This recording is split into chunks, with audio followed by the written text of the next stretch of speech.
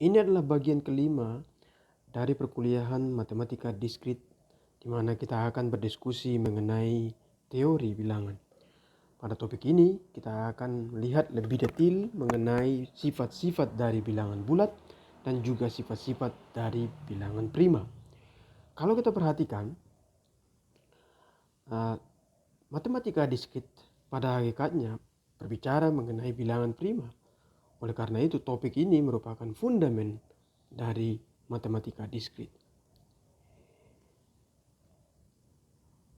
Konsep utama pada bilangan bulat adalah mengenai keterbagian. Berdasarkan konsep ini nanti kita akan bisa berbicara mengenai berbagai macam hal, termasuk dalamnya mengenai bilangan prima dan sifat-sifatnya.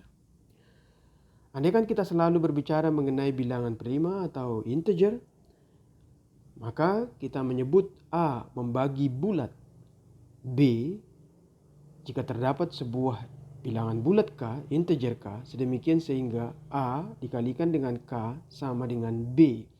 Dan ini kita lambangkan dengan notasi yang diperlihatkan di sini.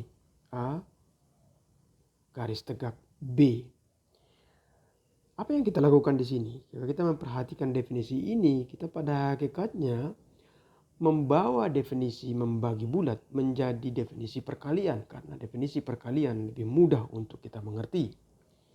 Jadi, definisi dari pembagian bulat, oleh karena itu reduces to definisi daripada perkalian.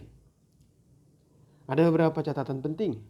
Yang pertama, perhatikan bahwa setiap bilangan bulat membagi bulat 0, kecuali 0 tentu saja. Jadi bilangan bulat apapun semuanya membagi bulat 0. Jadi dengan demikian A membagi bulat 0 untuk semua A yang tidak sama dengan 0. Kemudian kebalikannya, jika A membagi bulat B, maka biasanya kita menyebutkan B adalah kelipatan A. Hanya dengan menggunakan definisi ini, kita bisa mengungkapkan beberapa pernyataan-pernyataan yang dipastikan benar, yang diperlihatkan oleh lemma ini. Perhatikan. Yang pertama, jika A membagi bulat B, maka A mesti membagi bulat B dikalikan dengan C untuk semua C bilangan bulat. Yang kedua, jika A membagi bulat B dan B membagi bulat C, maka A membagi bulat C. Yang ketiga, jika A membagi bulat B dan A membagi bulat C, maka A mesti membagi bulat SB ditambah dengan TC untuk semua kemungkinan S dan T. Dan yang terakhir, untuk semua C yang tidak sama dengan 0, A membagi bulat B jika dan hanya jika C dikalikan dengan A membagi bulat C dikalikan dengan B.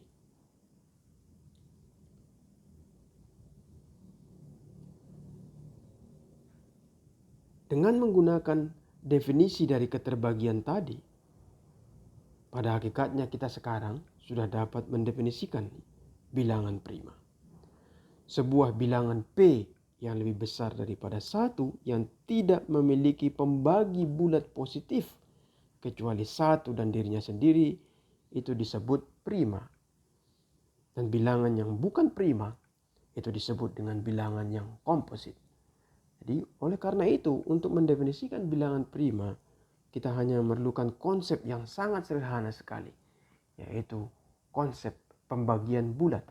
Dan sifat-sifat dari pembagian bulat tersebut sudah kita jelaskan pada lemma yang diperlihatkan di sini.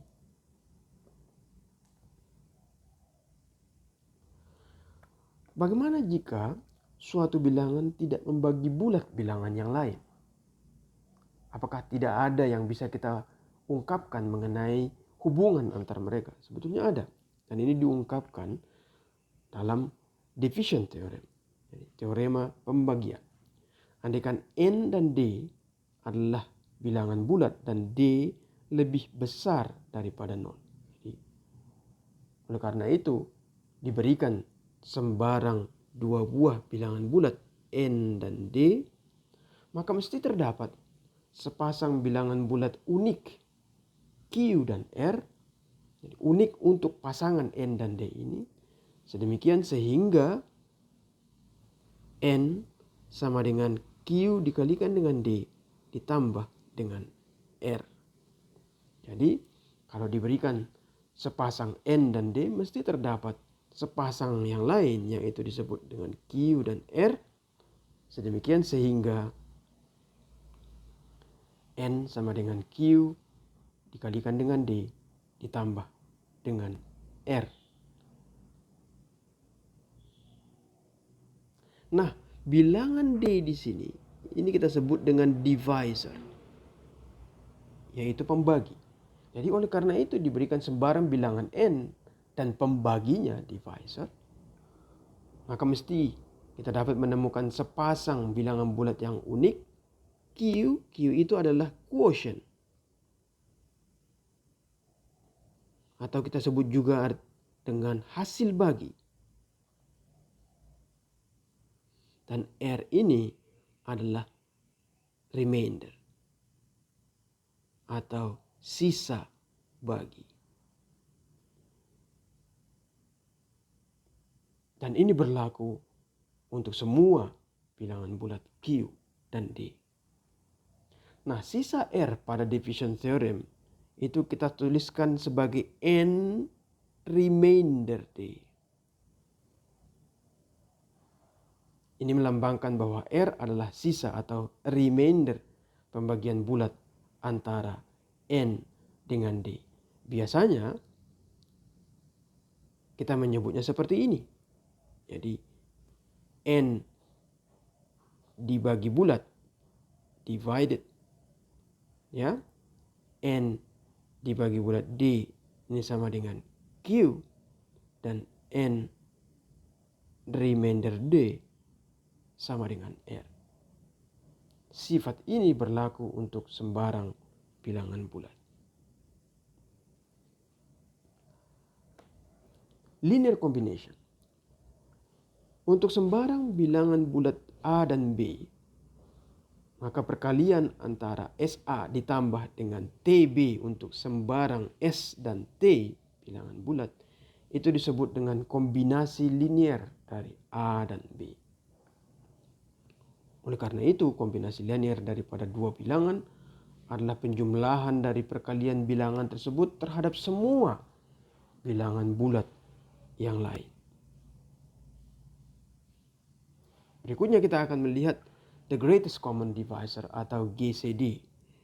Di Indonesia ini disebut dengan faktor persekutuan terbesar. Kita lihat definisinya. The greatest common divisor dari dua buah bilangan A dan B adalah bilangan terbesar yang membagi bulat baik A maupun B.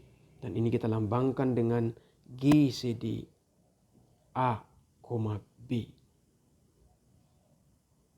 Jadi dengan demikian, the greatest common divisor dari dua buah bilangan itu sama dengan faktor persekutuan terbesar dari kedua buah bilangan tersebut. Kita akan memiliki teorema yang mengungkapkan sifat-sifat dari the greatest common divisor ini. The greatest common divisor dari dua buah bilangan sama dengan kombinasi linear positif yang terkecil dari A dan B. Tentu saja kombinasi linear dari dua buah bilangan bisa jadi menghasilkan bilangan bulat yang positif maupun bilangan bulat yang negatif atau nol.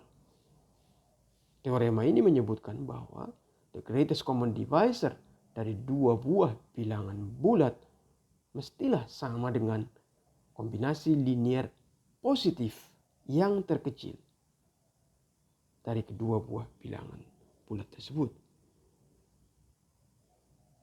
Nah, korelari dari teorema ini, konsekuensi yang sangat sederhana dari teorema ini adalah bahwa setiap kombinasi linear dari A dan B mestilah kelipatan dari GCD A dan B dan sebaliknya.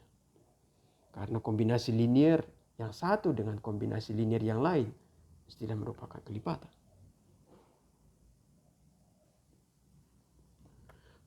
Berikutnya kita akan melihat beberapa sifat dari the greatest common divisor. Yang pertama, setiap faktor persekutuan dari A dan B juga membagi bulat GCD dari A dan B. Perhatikan bahwa A dan B itu bisa jadi memiliki lebih dari satu faktor persekutuan. Dan faktor-faktor persekutuan yang lain itu mesti membagi bulat GCD dari A dan B. Berikutnya, GCD dari KA dan KB itu sama dengan K dikalikan dengan GCD dari A dan B untuk semua K yang lebih besar daripada 0. Oleh karena itu, kalau dua buah bilangan memiliki faktor yang sama, faktor tersebut bisa kita keluarkan dari GCD-nya. Ya, faktor tersebut bisa kita keluarkan menjadi pengali daripada GCD-nya. Yang berikutnya, jika GCD dari A dan B sama dengan 1 dan GCD dari A dan C sama dengan 1, maka mestilah GCD dari A dan B dikalikan dengan C juga sama dengan 1. Nanti akan kita lihat bahwa GCD dari dua buah bilangan sama dengan 1 itu disebut dengan relatively prime. Nomor 4, jika A membagi bulat B dikalikan dengan C dan GCD dari A dan B sama dengan 1, maka kesimpulannya mestilah A membagi bulat C. Dan yang terakhir adalah GCD dari A, B sama dengan GCD dari B dan A remainder B. Perhatikan sifat yang terakhir ini. Sifat yang terakhir ini pada hakikatnya mengungkapkan kepada kita yang disebut dengan algoritma Euclid. Algoritma ini diungkapkan oleh Euclid di bukunya The Element, dan ini mengungkapkan cara yang paling mudah dan yang paling efisien untuk mencari the greatest common divisor dari dua buah bilangan.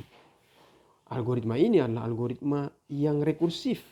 GCD dari dua buah bilangan A dan B sama dengan GCD dari B. Perhatikan dengan A remainder B, dan A remainder B tentu saja lebih kecil dari bilangan yang sebelumnya dan bertambah kecil terus menerus.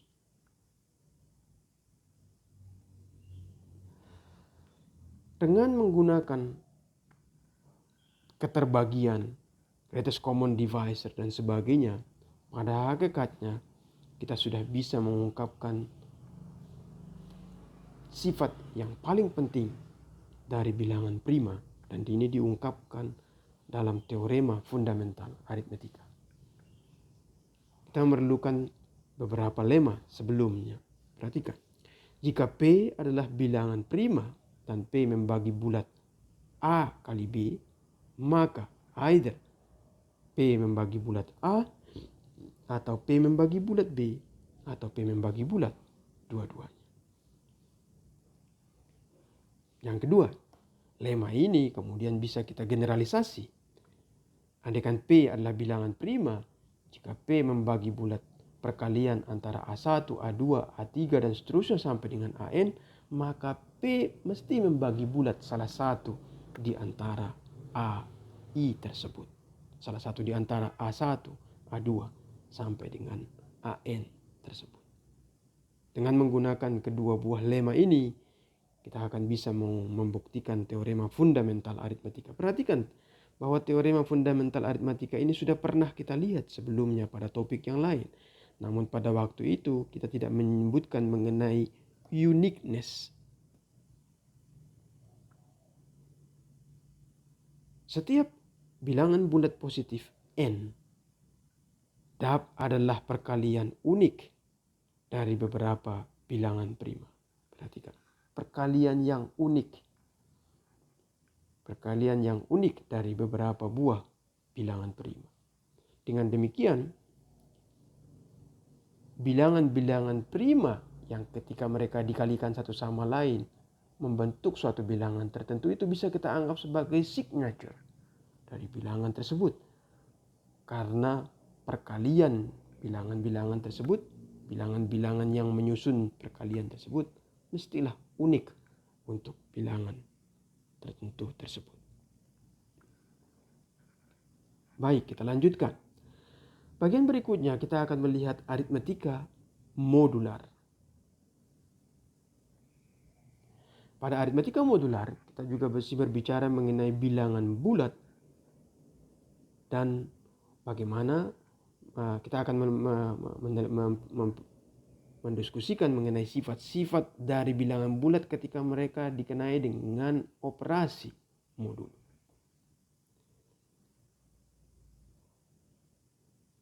Yang pertama, kongruens. Bilangan bulat A disebut kongruen dengan B pada modulo N. Jika, dan hanya jika, N membagi bulat A dikurangi dengan B. Dan fakta bahwa A kongruen dengan B pada modulo N ini diungkapkan dengan menggunakan notasi yang diperlihatkan di sini. Jadi A kongruen dengan B pada modulo N. Tanda kongruens itu mirip dengan tanda sama dengan, tapi tidak persis sama. Modulo N yang dituliskan di sebelah kanannya sebetulnya menjelaskan sense di mana A dan B sama. Jadi modulo N pada hakikatnya adalah konteks atau catatan kita. Dengan demikian, A kongruen dengan B pada modulo N mengungkapkan bahwa sepanjang kita berbicara mengenai modulo N dari konteks yang tersedia, A dan B itu tidak ada bedanya. A dan B itu sama saja. A dan B itu kongruen. Kongruens modulo N mendefinisikan sebuah partisi pada himpunan bilangan bulat ke N buah blok. Sedemikian sehingga bilangan bulat yang kongruen berada di blok yang sama. Dengan demikian, mudah juga melihat bahwa kongruens adalah sebuah relasi ekuivalensi. Hasil akhirnya adalah bahwa ketika aritmetika dilakukan pada modulo N, maka sebetulnya hanya ada N jenis bilangan yang benar-benar berbeda yang perlu kita tangani. Jadi modulo N dengan demikian mengimplikasikan pada hakikatnya hanya ada N buah bilangan yang perlu kita perhatikan. Semua bilangan yang lain mesti kongruen dengan salah satu di antara N buah bilangan ini.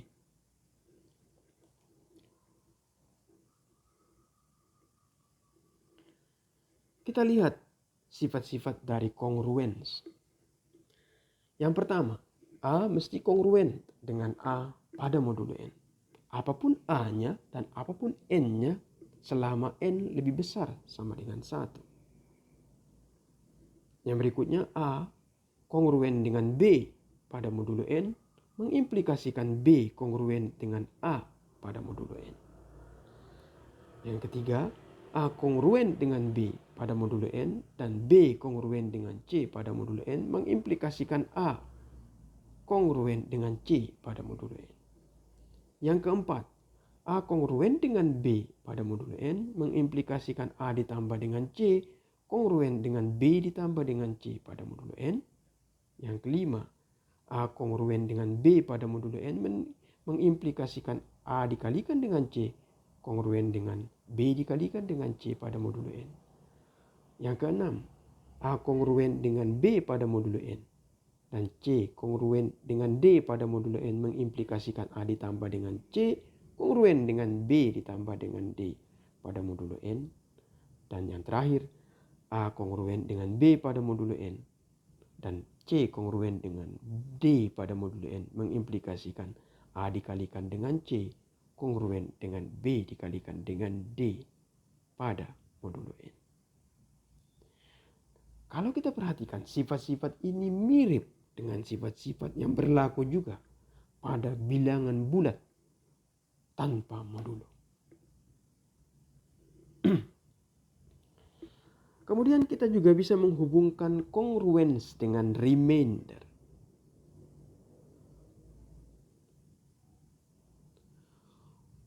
Kongruens memiliki hubungan yang erat dengan remainder. Pada hakikatnya kongruens itu bisa kita ungkapkan dengan menggunakan remainder. Perhatikan bahwa kongruens itu mengungkapkan sifat atau relasi daripada dua buah bilangan, sementara remainder itu pada hakikatnya adalah sebuah operasi. Jadi bukan menjelaskan mengenai sifat, tapi sebuah operasi. A itu selalu kongruen dengan A remainder N pada modulo N. Jadi dengan demikian kita baru saja menghubungkan sesuatu sifat dengan suatu operasi. Dan yang kedua yang lebih penting adalah bahwa A remainder B pada modulo N itu jika dan hanya jika A remainder N sama dengan B remainder N. Jadi oleh karena itu untuk mengecek bahwa apakah dua buah bilangan kongruen itu kita bisa menggunakan operasi remainder.